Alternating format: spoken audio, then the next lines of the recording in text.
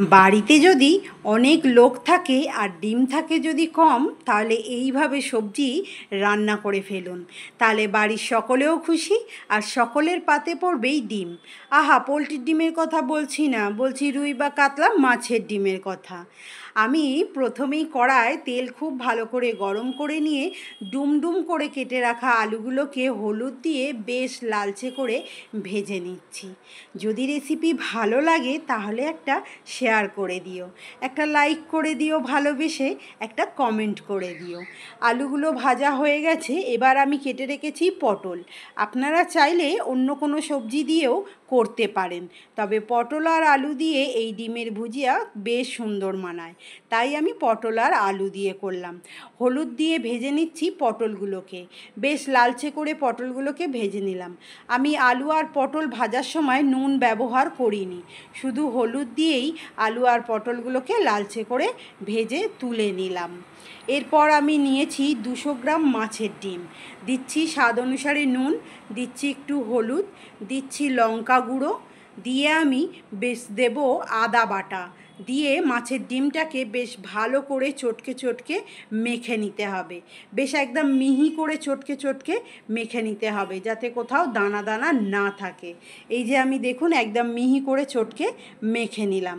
এরপর কড়া থেকে তেল আমি একটু কমিয়ে নিয়েছি, বেশ অনেকটা তেল কমিয়ে নিতে হবে। এই ডিমটা ভাজার সময় কড়াই কিন্তু অল্প করে তেল দিতে হবে। তো আমি অল্প করে তেল দিয়ে মাছের ডিমটা মাখাটা দিয়ে দিলাম কড়ার মধ্যে। এবার অমলেটের মতো করে ভেজে নিয়ে আমি এটাকে কুচি কুচি করে নেব খুন্তির সাহায্যে। আপনারা যেরকম খুশি করতে পারেন, ভাজার পর হাতে করেও এটাকে ম্যাশ করে নেওয়া যায়, তবে আমি কড়ার মধ্যেই খুন্তি দিয়ে কেটে কেটে ভুজিয়া বানিয়ে নিলাম। বেশ এরকম সুন্দর ডিমের ভুজিয়া তৈরি হয়ে যাবে। তো আমার হয়ে গেছে ভুজিয়াটা, এবার আমি নামিয়ে নিলাম। ওই কড়াই দিলাম সর্ষের তেল, দিলাম জিরে ফোড়ন, দিলাম শুকনো লঙ্কা ফোড়ন, দিচ্ছি আমি মিডিয়াম সাইজের দুখানা পেঁয়াজকে পাতলা পাতলা করে কেটে বেশ নেব লালচে করে ভেজে। লালচে করে ভাজা হয়ে গেলে দেব নুন, দিচ্ছি আদা বাটা, দিচ্ছি রসুন বাটা, দিচ্ছি আমি হলুদ, দেব ঝাল লঙ্কার গুঁড়ো, জিরে গুঁড়ো, ধনে গুঁড়ো, দিয়ে আমি দেব সামান্য একটু চিনি, মশলায় খুব ভালো কালার হওয়ার জন্য। দিয়ে মশলাটাকে আমি খুব ভালো করে কষিয়ে নিচ্ছি। আর আদা বেটে যে ধুয়ে জলটা তুলে রেখেছিলাম, সিলটা ধুয়ে, সেই জলটা দিয়ে আমি মশলাটাকে খুব ভালো করে কষিয়ে নিলাম। ততক্ষণ কষালাম যতক্ষণ না মশলা দিয়ে ভালো তেল ছাড়লো।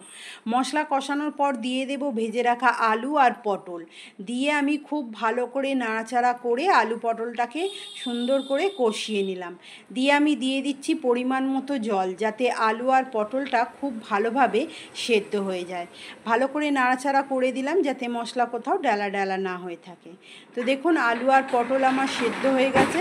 এরপর একটু জল জল থাকা সত্ত্বে দিয়ে দেব মাছের ডিমগুলো। মাছের ডিমগুলো যখন এই ঝোলটাতে ভালো করে ফুটবে তখন ঝোলটা একটু টেনে নেবে, তাই আমি দিয়ে দিলাম আর একটু জল, দিয়ে বেশ ভালো করে হাই ফ্লেমে 5 থেকে 7 মিনিট ফুটিয়ে নিয়ে দিয়ে দিলাম গরম মশলা, দিচ্ছি একটু কাসুরি মেথি। কাসুরি মেথির জায়গায় আপনারা ধনে পাতাও দিতে পারেন, কারি পাতাও ভেজে দেওয়া যায়, তাতেও ভালো লাগে।